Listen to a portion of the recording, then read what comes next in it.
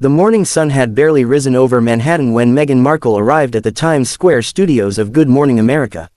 She stepped out of the sleek black SUV flanked by assistants, camera crews already buzzing as flashes lit up her path. Dressed in a tailored cream pantsuit with understated gold accents, she smiled gracefully, waving to onlookers before being swiftly ushered into the studio. Today was supposed to be a moment of celebration, an exclusive sit-down with George Stephanopoulos to promote her new docuseries, Voices of Change, a project focused on women in leadership, empowerment, and the need for platforms that allow women to be heard without fear. Producers behind the scenes expected a polished, easy segment. Meghan had been briefed, her talking points reviewed. Even the lighting had been adjusted to perfection. Everything was in place. What no one had prepared for was George Stephanopoulos' sudden decision to go off script. As the cameras rolled and the GMA intro faded out, Meghan's face appeared on screen, glowing and confident. George began with a warm welcome. "Meghan Markle, Duchess of Sussex, thank you for joining us." "Thank you, George. I'm thrilled to be here," Meghan responded with a soft smile, tucking a strand of hair behind her ear. For the first 5 minutes, the conversation flowed smoothly. They discussed her new initiative, the importance of storytelling, and her belief that every woman's voice deserves a platform. The audience responded well. Meghan was eloquent, charming, and poised. But then, with a subtle shift in tone, George leaned forward and asked a question that immediately pierced the calm. "You've often said you felt silenced during your time as a royal," he began, his voice measured but firm. "And yet, since stepping down, you've been quite vocal, multiple interviews, a Netflix series, a podcast. How do you reconcile that contradiction?" Meghan's eyes flashed momentarily with surprise. She wasn't expecting this. "Well," she said slowly, "there's a big difference between being silenced and choosing the right moment to speak. What I've always wanted was agency." George nodded but pressed on. "Agency, sure, but critics argue that you've been carefully curating your narrative, declining follow-ups, controlling interviews, avoiding unscripted press. Doesn't that contradict the transparency you often advocate for?"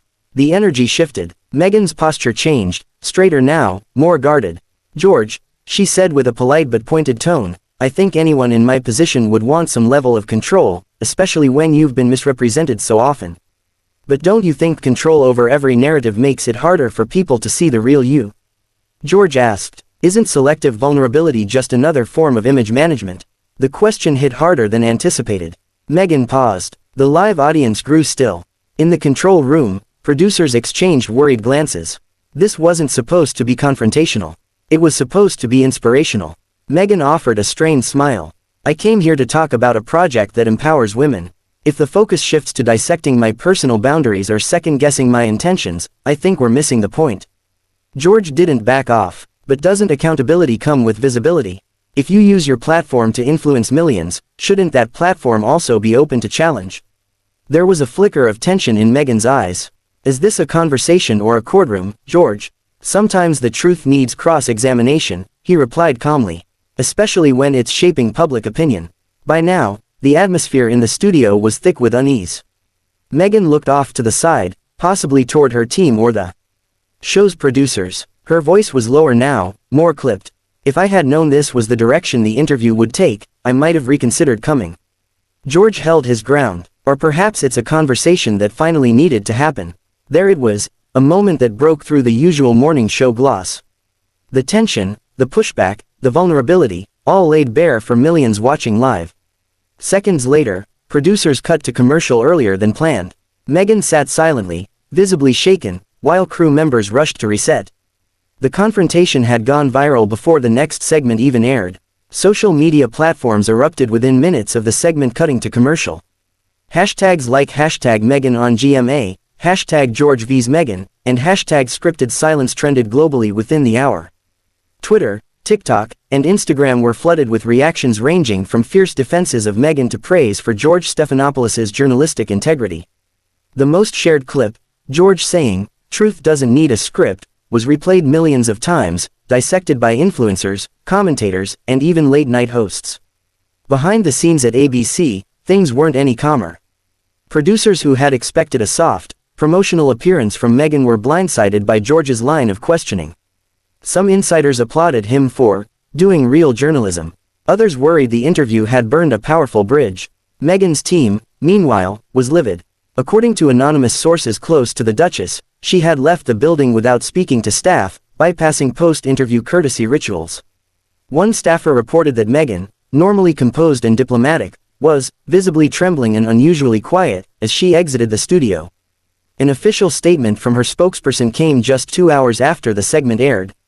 This morning's interview was a clear ambush. Meghan agreed to appear on GMA to discuss a meaningful project focused on empowering women, not to be interrogated over past narratives that continue to be twisted by media agendas.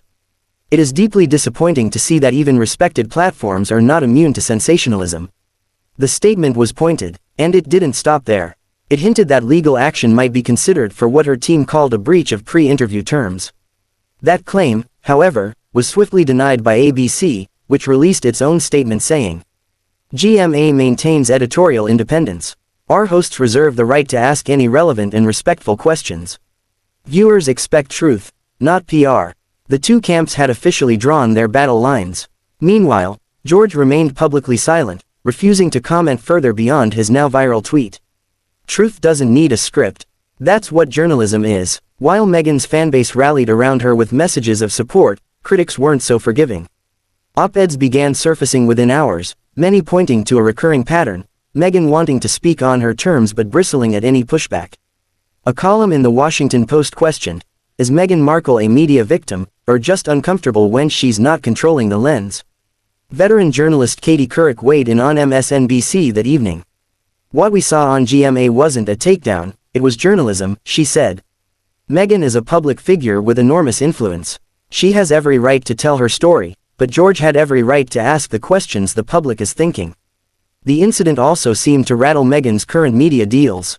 ABC had been in early talks with her team about developing a co-branded series tied to her docuseries. Those discussions were now on hold indefinitely, according to an insider at Disney.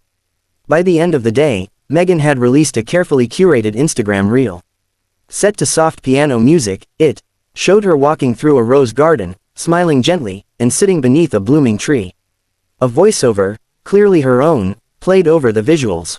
"When you stand tall in your truth, the noise around you begins to sound like silence. We keep walking." The video was beautifully produced, but critics saw it as deflection. The next morning, George returned to Good Morning America, calm and composed. The Meghan incident was not mentioned directly, but during a panel discussion on media responsibility, he looked into the camera and said, "In this age of curated perfection and personal branding, asking a real question shouldn't feel like an act of war. It should feel like journalism. If we can't do that, what are we doing here?" It was subtle, it was pointed, and it left no doubt he wasn't backing down. Meanwhile, Meghan's team remained